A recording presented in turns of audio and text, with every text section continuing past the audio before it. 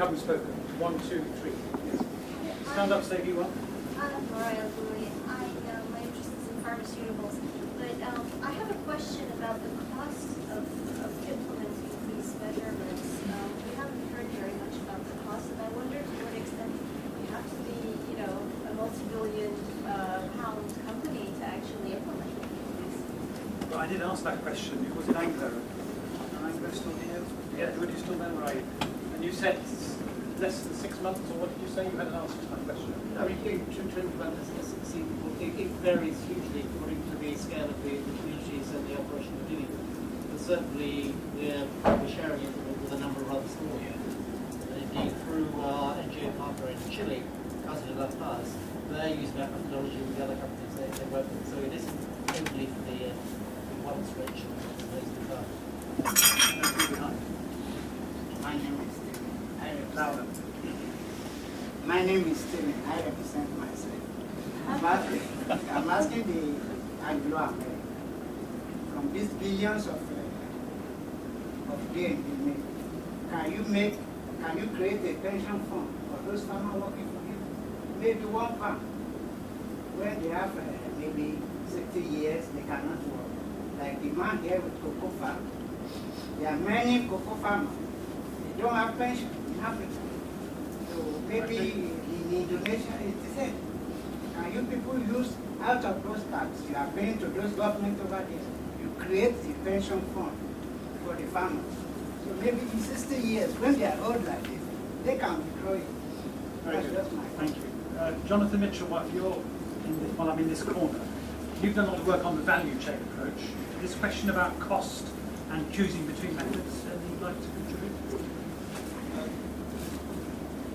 Well, thanks for not putting me on the spot there, Simon. Just a very, very quick comment actually to pick on Mike's point. I think what we've heard from the very big companies that have done this at a very high level of sophistication, and I think in a way you can get blinded by some of the technicalities. And what we've done at ODI, particularly in the tourist sector, but expanding into other sectors, is to look at a lot of the business out there that's miles behind these guys. And what we found is that actually you can do some quite quick and dirty exercises, looking, for instance, at a tourist destination, looking at an industrial cluster, looking at a subsector, and in 20 days or so, you can find, indeed, those areas that you can then zoom in and spend months and months, a huge amount of money, actually changing for the good. But doing that assessment can be very quick, and we've developed some tools, and we've got a manual outside also to give you some hints on how to do that. So don't despair, you can do something quite quickly, very, very practically, to make a change. Thank you very much. Well, we've got time for 3 or 4 more. Yes, please. Chris Carradine from Accenture. Just a very quick point. We seem to be getting very wrapped up in reporting and measurement. We learnt a very long time ago in financial reporting that if you try and use the same system for producing your financial accounts as you use for running the KPIs for doing your business, it doesn't work. And it's exactly the same in this business. You need a reporting suite which is all about kicking out the metrics to all of these myriad scoring systems that will be interested in you. And you need something completely different for driving your social performance of your business. And they're different types of beast, and I think it's very easy to try and get wrapped up in the one silver bullet result. And we learned a very long time ago in accounting that doesn't work. Do you have anything to say about this thing about is there a real business case for doing this? Well, of course there is. But the point is that every company will have a different business case because every company's economics are fundamentally different. Accenture, our fundamental product is people. We don't dig holes in the ground. It's fundamentally different social impacts. And therefore the business cases for engagement will be different. Okay, thank you. Let's open the back. We're going to have to project. Can you hear me? No. Much louder. Jackie, I wanted to ask you a related question on business space. I was interested to hear from CDC as to how their co-investments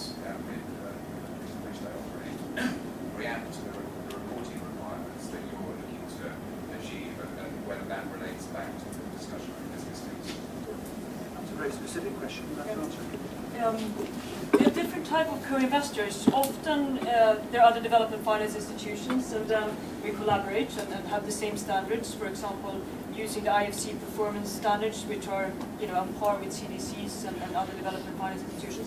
When there are commercial investors, we're seeing more and more excitement about learning the other type of information in addition to the financial, from fund of funds that invest with private equity funds in this space. So I think what we're hearing from our fund managers is that, through us asking for that type of information, they're also using that with their existing investors and to attract other investors, which we find very exciting. So I think more and more also on the purely commercial fund of funds investors, pension funds, etc., they're excited about this type of data. Good. Yes, please. My name is Wilfred. A bit louder. Wilfred Fami. I'm from African Life Foundation, but I'm a student here doing my masters. My question, or not necessarily my question, my contribution is, I think you try to come up with a model that is that can be used as a standard for all organizations. I think in principle of work it can't work because there are different methods, different supply chains, different metrics of the businesses. In principle, I think what is important to agree on is each company, since it has a different structure in terms of how it does its business. And when you talk of engaging the community, communities are very diverse and very different. You can't choose a standard method. Based from experience, I've worked with communities for 6 years now. Engaging them in terms of methods are very different. So for us to come up with a framework that is standard to say each company should follow this method, it will not work, or it will take us a decade to come up with an idea until we reach nowhere. So the best thing is either to come up with a threshold of what we want to come out from what businesses are doing in the different regions. For example, if you want to measure in terms of impact, in terms of poverty, for example, you need to have a baseline data for you to come up with, for you to say you have improved the situation. Now, coming up with baseline information is not easy. It needs a concerted effort with government working together. You need everyone to be on board. It will not make sense. A company cannot invest everything to do baseline data for everything. So I think we need even the development agencies to work together with the private sector. Then in that way, then we can inform policy and we can inform strategy in terms of how we can move forward in achieving that. Coming up with just a simple method which will not work that way.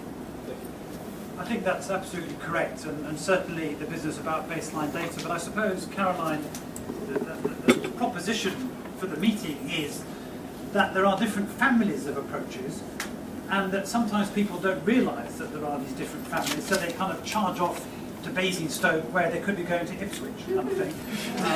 And the thing is to make the choices explicit as we're going along. Is that a fair summary of where we started from? And is it a fair summary of where we finish as well? No, but I haven't quite finished. But I think it's got to be one of the initial factors. Relating what you want to know to what approach shall I choose, and just knowing that there are different approaches out there. And how do you react to this Accenture point that you have one set of things you're doing outside and completely separate things you probably want to do inside? I'm actually really quite bothered by that sort of comment and on climate change. I think Chris is probably right. I think any decent impact assessment will do a bit of both, improving and proving. It's good. But if what you really want to do is one, that's what you do, what you really want to do is the other. And the reason that bothers me is I think companies are under pressure to report, and is that going to stop them from doing the assessment that would actually they want to improve? Because I've looked at the sustainability index indicators, the Dow indicators, and all these CSR reports that come out every week, and I just think they're really weak on development performance. So that's what companies have got to invest their money in. This, what's it, the seasonal study, then are they going to do the assessment they need to actually improve?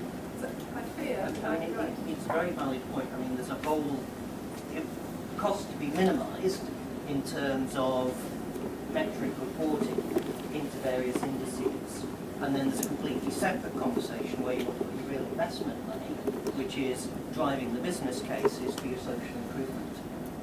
And it's a different kind of measure. And it requires very different kinds of approaches. And of course all businesses, including ODI, have the financial accounting and the management accounting. Yeah, it's the same thing. You need, and it's old John Elkington stuff, you know, that's what we've always done in finance. We need the same for carbon, and we need the same for social. You wanted to come in again? Yeah, Phil Sibley. It's just to say, to respond to Caroline's opening comments, if you do go into some of the countries with poverty reduction strategies, the actual monitoring and evaluation framework is already there. And you'll find it in district assemblies in Ghana or Departement or Sous-Préfecture in Côte d'Ivoire. From my experience and elsewhere, there is reporting of gaps in education, sanitation, water. There just ain't no money.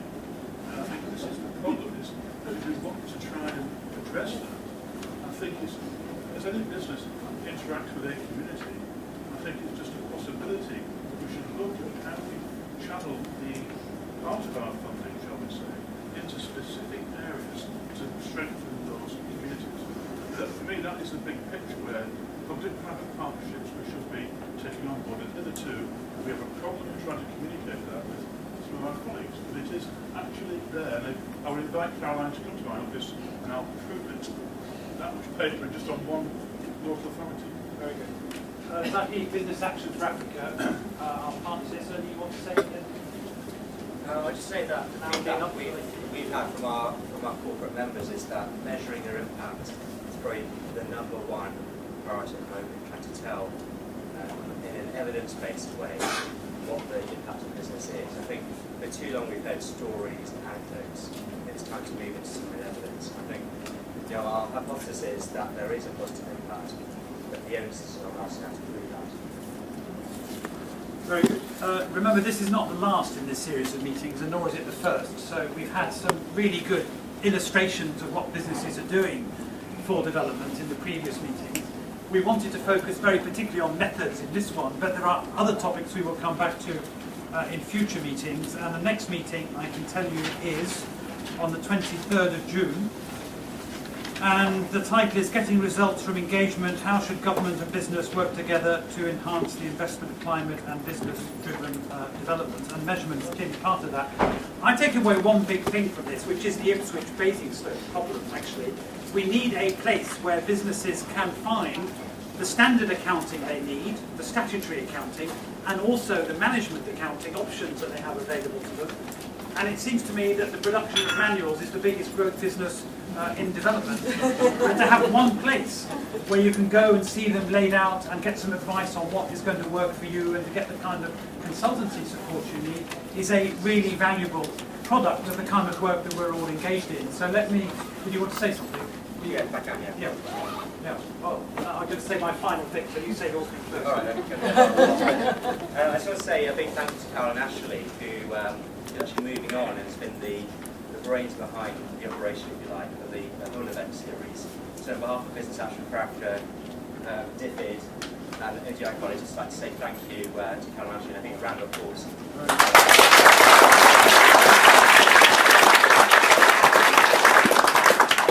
Share that, but the work continues with these three partners.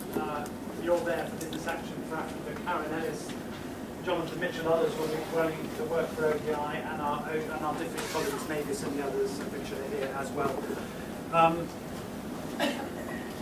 Make sure you contribute to the blog and the website, and if there is going to be a shop window for all these methodologies, let's try to make it as comprehensive as we can so that we can then start to ask, I think, the quite difficult questions about what works, how you capture the social as well as the economic, and we have work ahead of us to do. Thanks again to Edward and Anglo American for hosting us. There is a reception outside. Thank you all for coming. Please join me in thanking all the speakers and discussants.